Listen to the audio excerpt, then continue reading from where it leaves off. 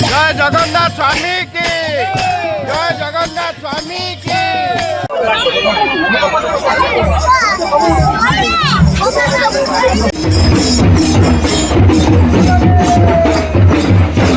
अनुष्ठित हेला Jagannath service station लो बाहुड़ा यात्रा।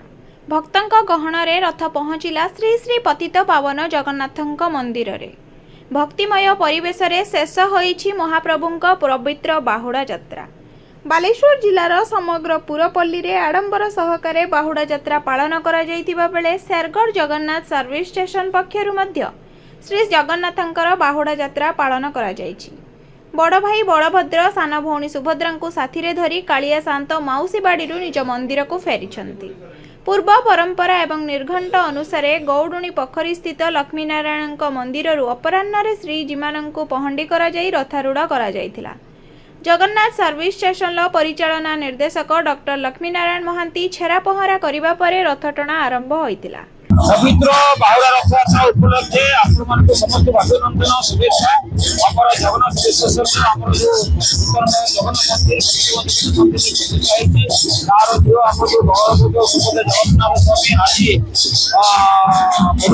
लक्ष्मण मंदिर बाहुड़ा महोत्सव मंदिर आसी से नीलाद्री आप मंदिर को सफल कर जानी भक्त मान सुख फुटी भक्त मान सब समस्त आनंद उल्लास रथरे बलभद्र सुभद्रा देवी जगन्नाथ स्वदर्शन महाप्रभु को रथरे चढ़ी आम बाहर जगन्नाथ मंदिर उपलक्षे जय जगन्नाथ जय जगन्नाथ जय जगन्नाथ।